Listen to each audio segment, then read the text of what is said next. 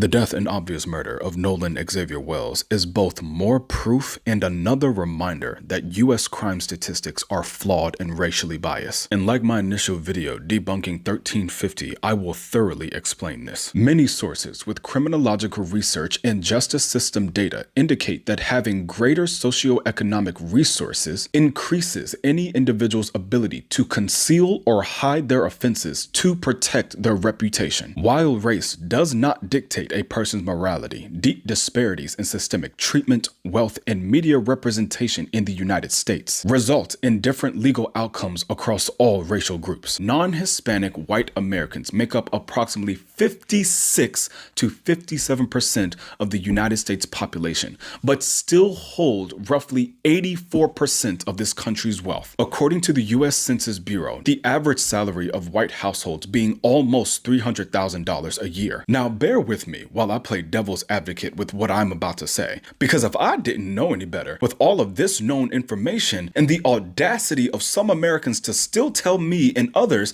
that black people commit more crimes and black people are more likely to be violent, whole time wealthy white people are more likely to cover up their own shit. And when I use the word wealthy, I am not just referring to money. That includes connections and resources. So if you're friends with a guy that so happens to be a cop, and he's friends with a guy that so happens to be a lawyer, and that lawyer knows a guy that so happens to be a judge and owes him a few favors, that's a connection all on its own.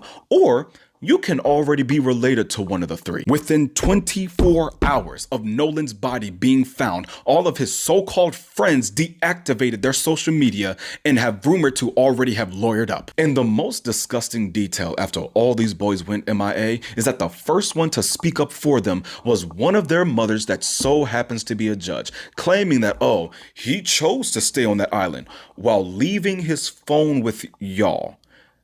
Really? They are already trying to plant a narrative before the autopsy is even done. I'm going to take this time to reiterate and remind everybody that according to the United States Sentencing Commission, the University of Michigan Law School, the Equal Justice Initiative, the Innocence Project, and the National Registry of Exonerations, that black people are 7 times more likely to be wrongfully convicted of murder, 8 times more likely to be wrongfully convicted of sexual assault, and 19 times more likely to be wrongfully convicted of a drug crime. And at the same time, black men receive on average a 13.4% longer sentence than white men for any crime. This is exactly why white people do not lead in exoneration rates, despite being the majority in this country, because 1, they actually did it, and 2, they are being released from prison far sooner than any black inmate that